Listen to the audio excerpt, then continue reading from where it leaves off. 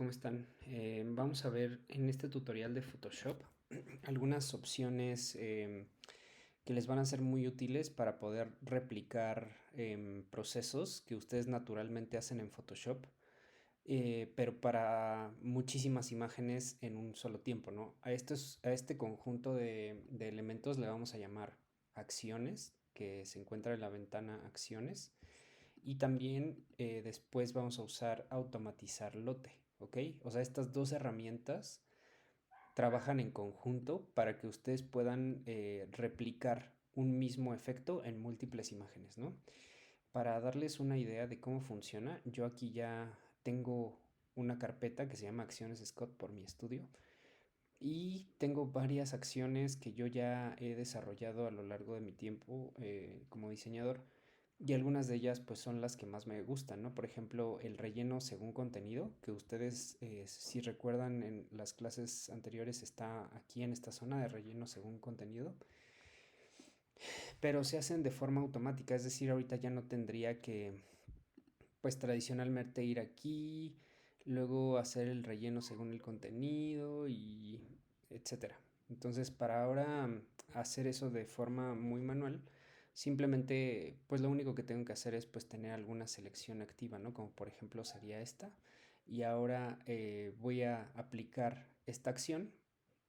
Las acciones se aplican como si fueran, pues imagínense como que le ponían play a una canción y se reproduce, pues así, igual.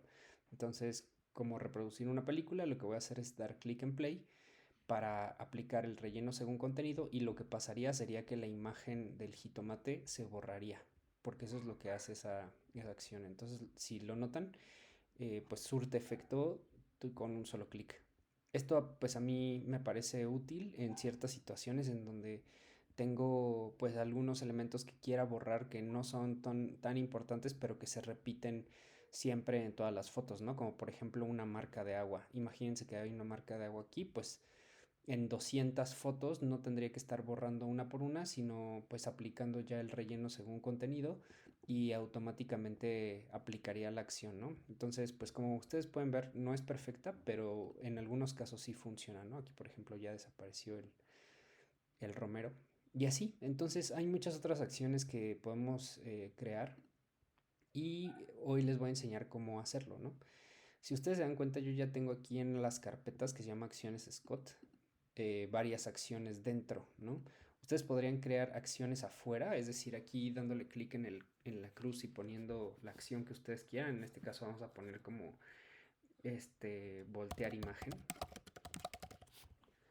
y pueden ponerle grabar. En ese momento, voltear imagen queda, pues en este caso dentro de mi carpeta acciones Scott porque pues no creé una carpeta nueva. Y el hecho de que yo haya puesto este título, pues significa que sé lo que voy a hacer en esta acción, ¿no? Que sería voltear mi imagen de forma vertical, vamos a suponer, o de forma horizontal. Entonces voy a presionar control T, voy a dar clic secundario y voy a ponerle voltear horizontal, ¿ok? Le voy a dar clic en Enter y vean que en el momento en que presione Enter ya aparece una subacción que se llama transformar capa actual. Si yo detengo esta grabación como si fuera una película, todo lo que continúe haciendo después, como a lo mejor agarrando un pincel o haciendo más cosas, ya no va a quedar grabado a menos de que vuelva a encender el botón de grabar. Siempre que grabar esté activado, voy a poder recordar esas acciones que realice a la imagen y después replicárselas después. Entonces, pues eso es muy importante, ¿no? Recuerden que se llama voltear imagen. Si quisiera yo poner voltear imagen en una carpeta diferente, pues simplemente tendría que añadir este folder y se añade un grupo nuevo y ahí voy a poner como acciones WAM, ¿sale? Y dentro de acciones WAM tendría que meter voltear imagen, ¿sí? Entonces así tenemos las acciones Scott separadas de acciones WAM y aquí ya tengo la acción grabada. Para comprobar que lo que hicimos fue correcto, podría abrir cualquier otra imagen.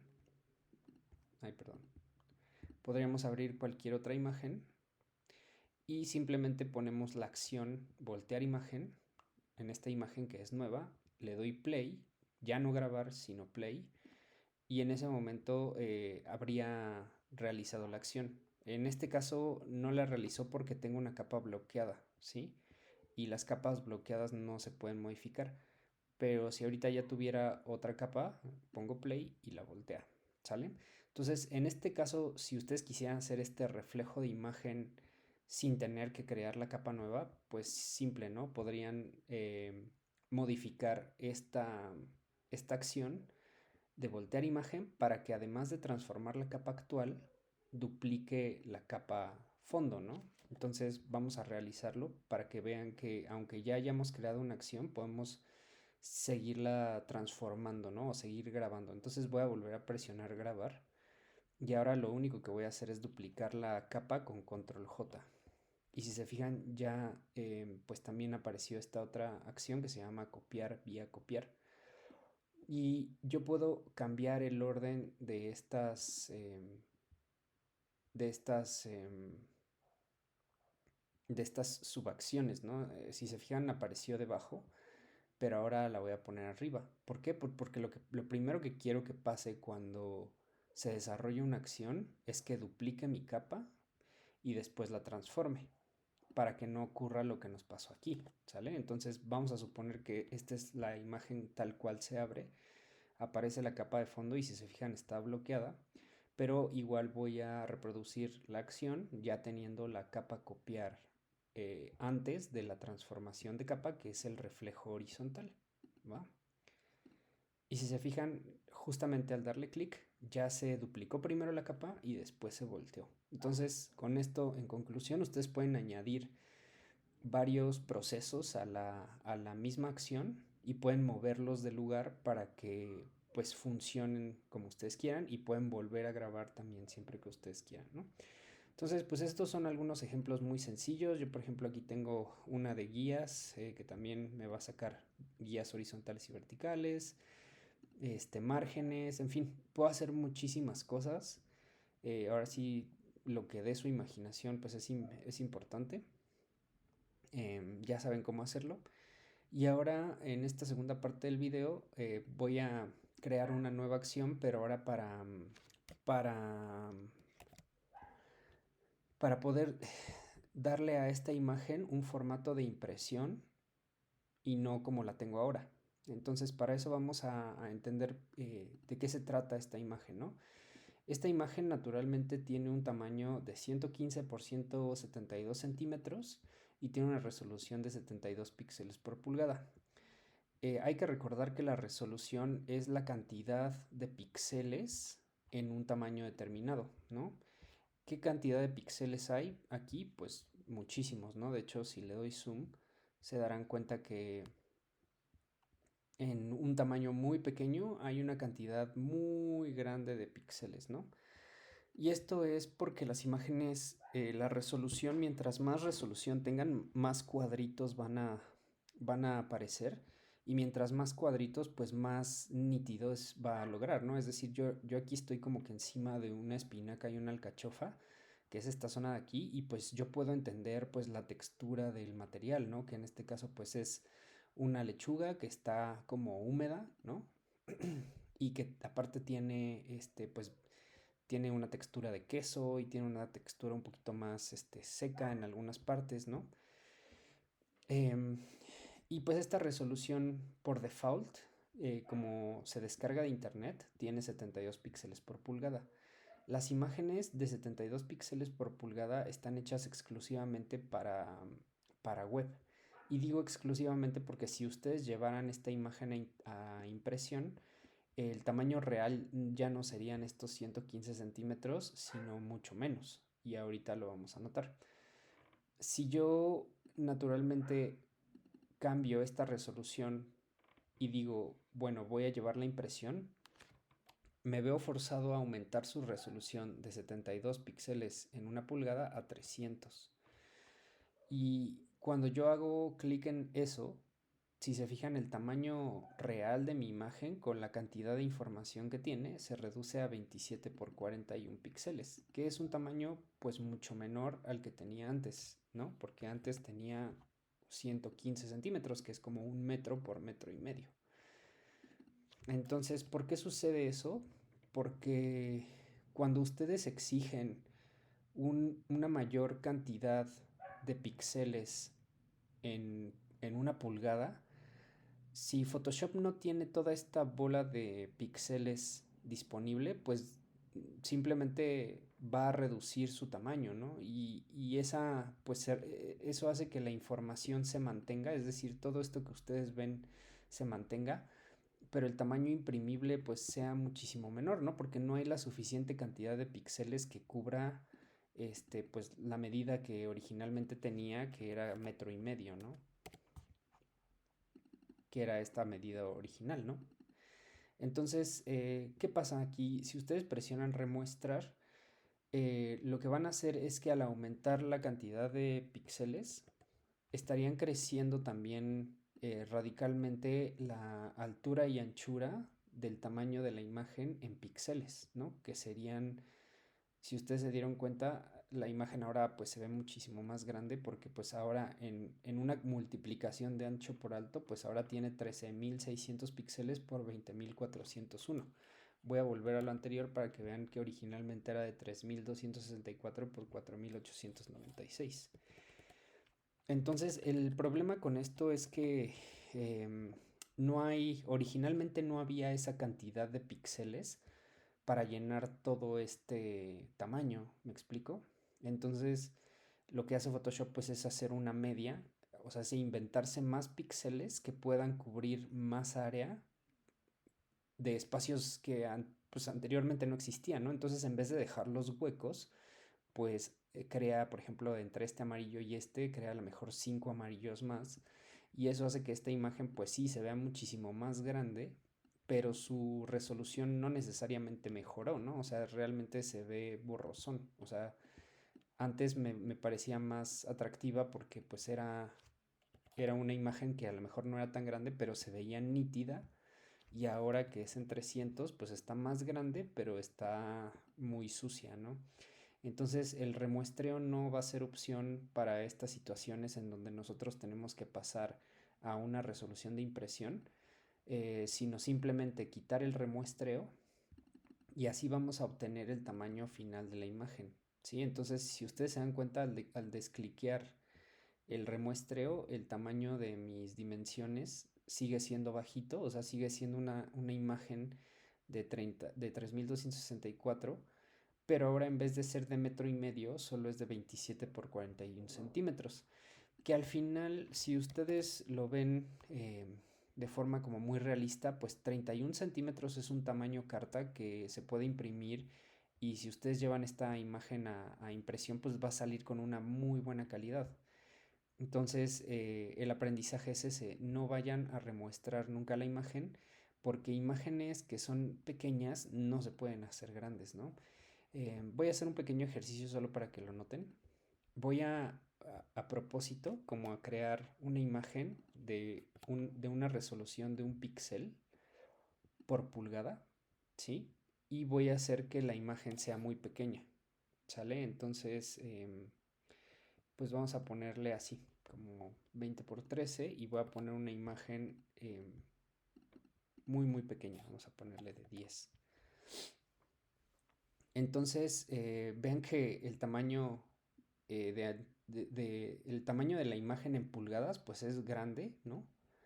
Porque en realidad si lo llevara a centímetros pues estamos hablando de una imagen de 10 centímetros por 6 centímetros, pero al quitarle yo toda la resolución le estoy diciendo que me ponga un píxel por una pulgada, ¿no? Y si ustedes lo ven así, pues en realidad si es un píxel por pulgada y son 4 pulgadas, vamos a poner como ejemplo, pues en realidad voy a tener 4 píxeles, ¿no?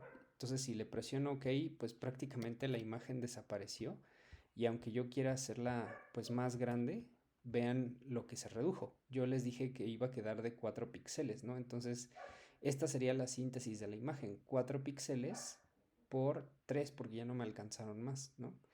Entonces, ese es el ejercicio que ustedes tendrían que hacer para entender el tamaño de una imagen, ¿no? O sea, traten de reducir su tamaño, pues no sé, tanto como ustedes quieran, y aunque tengan, por ejemplo, 45 pulgadas de tamaño de una imagen que equivalen a 114 centímetros, ¿sí?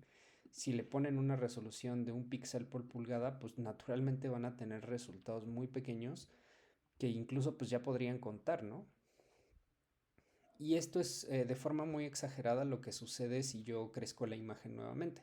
Entonces supongan que lo que voy a hacer ahora es remuestrar y le voy a poner otra vez calidad de impresión de 300.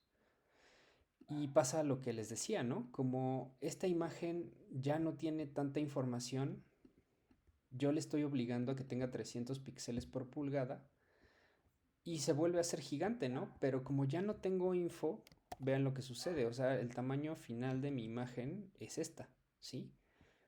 Y es ese ejemplo que les decía. O sea, me habían quedado muy poquitos píxeles y ahora estoy tratando de hacerla gigante, pero Photoshop ya no tiene información que es una pizza. Y nosotros sí entendemos que sigue siendo una pizza, claro, pero en realidad ya es una, pues es una composición de muchos colores, ¿no? Muchos colores que vuelven a llenar los espacios vacíos de colores que ya no existían, ¿no? Entonces, si ustedes se hacen una idea, toda esta zona, todo este cuadrante que aparecen ahí, a lo mejor nada más estaba conformado cuando reduje la imagen a un píxel de un color amarillo. Y como le exigí tanta resolución más, pues prácticamente de ese solo color amarillo se creó toda esta mancha de degradados pues para tratar de rellenar la imagen, ¿no? Entonces, bueno, ese es el ejemplo al que quería llegar para explicarles la resolución. Entonces, vamos a grabar la acción y a esta acción nueva le voy a poner resolución impresión y CMYK. Vamos a hacer esas dos cosas, ¿sale? Entonces, ya estoy grabando. En este caso, la acción no tiene nada. O sea, es independiente de la de voltear imagen porque pues esta está abajo, esta es nueva. Y a esta nueva voy a hacerle lo siguiente. Voy a ir a imagen, tamaño de imagen y voy a colocarle 300 píxeles por pulgada. Se me olvidó cambiarle esto desde un inicio, pero bueno. Esto va a aplicar para imágenes que originalmente tenían ustedes de 32 píxeles, ¿ok? Entonces, ahora sí, olviden lo que pasó, imaginen que esta es una imagen nueva y voy a crear la acción que se llama resolución impresión y voy a comenzar a grabar. Ahora sí, imagen, tamaño de imagen. Voy en la resolución original de 72 que tenía, la coloco a 300. Se hace una equivalencia y no cambió mi tamaño de imagen porque no tengo remuestrar. Le doy clic en OK. Apareció ya de por sí mi acción que se llama tamaño de imagen. Sigue grabando. Voy a ir a cambiar el modo de color de mi imagen de RGB a CMYK. Entonces aquí me dice que si acoplo o no acoplo. Eso quiere decir que si se hace una sola capa de las dos. Para que vean cómo pasa esto, le voy a decir que sí. Convertí el modo a CMYK. Lo puedo notar porque está aquí. Y pues opcionalmente ustedes podrían cambiar el tamaño de la imagen, de todas sus imágenes o hacer algún ajuste de color, como podría ser pues a lo mejor, no sé, ponerle más brillo y contraste, ¿no? Supongan que eso es lo que quiero hacer. Voy a modificar un poquito el brillo y el contraste, vean cómo se ve anteriormente, ahí está. Y puedo dejar de grabar, ¿sí? Al dejar de grabar ya quedaron grabadas las acciones, inclusive lo de mostrar o ocultar la capa, como pueden verlo. Si esto lo haría constantemente cada que yo quiera pues modificar una imagen e incluso ocultaría la capa y la mostraría como lo hice accidentalmente, pero podrían borrar esas, ¿no? Y no pasaría nada, ¿no? O sea, aquí esto no me interesa que haga. Y después, ya que dejamos de grabar, mi objetivo va a ser replicarlo en todas estas imágenes, ¿sale? Que son 4x3, 12 imágenes. Si lo quisiera hacer una por una, pues tendría que abrir la imagen, llevarla a Photoshop, aplicar la acción y después guardar, ¿no? Pero en este caso vamos a guardar también las imágenes en un formato que yo quiera. En este caso, creo que el que me conviene más es JPG. Entonces, ahí podemos seguir grabando en las acciones y guardar el archivo en JPG, ¿no? Para eso pues voy a iniciar la grabación nuevamente de la misma y voy a presionar Command Alt S o Control Alt S para que ustedes aquí puedan establecer simplemente el formato que quieren que se guarde en la acción, presionan guardar y presionan el tamaño de la imagen que ustedes quieran, ¿no? O sea, aquí la calidad de la imagen pues depende de cuánto quieran, ¿no? Por ejemplo, esta imagen pesaría 7 megas o pesaría 14 megas. Yo en este caso digo, ay, pues a lo mejor sí me conviene bajar las 7 megas y le doy clic en OK. Si se fijan, el proceso de guardado también permaneció dentro de la acción y ya puedo detenerlo. Inclusive podría cerrar la imagen y volvemos al original. Si se fijan, pues bueno, mi carpeta de acciones sigue aquí y esto es porque yo ya puedo hacer esta automatización de hacer que todas estas se realicen en un solo paso. Entonces, así entramos a la tercera parte de este video, que sería cómo automatizar. Lo primero que tenemos que hacer es abrir algún documento, el que sea. En este caso no me interesa el tamaño, no me interesa nada. Lo único que quiero es que se habiliten todas estas opciones que originalmente, si ustedes se dan cuenta, aparecen desactivadas. Entonces, ahorita ya que abrí un nuevo documento, la mayoría de ellas ya se activó, ¿no? Y ya puedo usar mi acción. Mi acción, recuerden que se llama resolución impresión CMYK. Para encontrar todos los archivos y aplicarlos de una sola vez, voy a ir a archivo automatizar lote. Aquí tenemos una ventana que se conforma de dos columnas. En la primera columna de la izquierda me dice reproducir, es decir, va a aplicar la acción. Si se fijan, aquí tengo acciones Scott y acciones WAM. Voy a presionar acciones WAM y voy a elegir una de las dos acciones que yo realicé. En este caso la que me interesa es resolución impresión CMYK, que era la que había hecho de este lado. Y después voy a elegir la carpeta, ¿sí? Es decir, dónde Photoshop va a sacar todas mis imágenes. Yo ya tengo aquí pues el lugar, ¿no? Que es este que se llama menú pizzas, que es una carpeta que creé en donde se encuentran todas mis imágenes en RGB y en 72 ppi, que obviamente lo que me interesa es pasarlas a 300 ppi. Posteriormente, recuerden esta selección para que ustedes hagan lo mismo, ¿sale? O sea, van a cliquear todas excepto la primera. Y después en la segunda columna, el destino, es decir, donde se va a colocar lo que haga Photoshop, se va a guardar en, y entonces yo aquí puedo poner una carpeta nueva que se llame pues 300 dpi CMYK. Ustedes pueden llamarla como ustedes quieran. Esta carpeta nueva y vacía, ahí voy a presionar elegir porque todo lo que haga se va a vaciar ahí. Voy a dejar presionado ignorar comandos de la acción.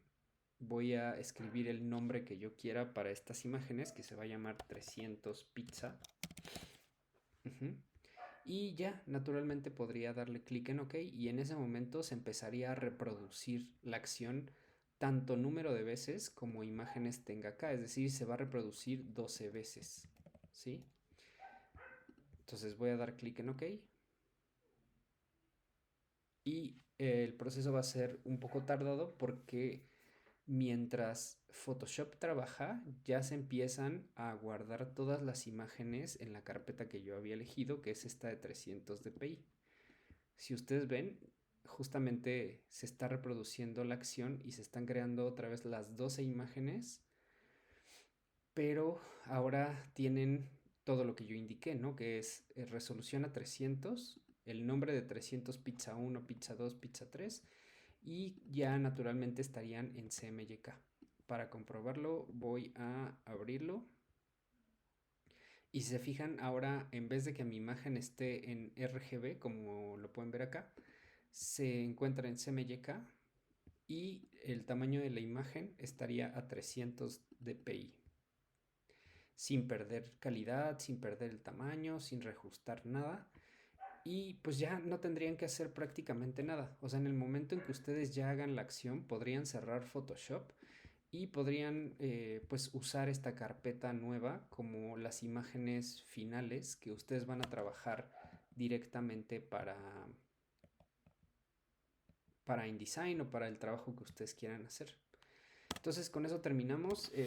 Pues espero que les haya gustado esta automatización. La verdad se usa muchísimo mientras ustedes estén como en esta área profesional del diseño y pueden hacer lo que se les imagine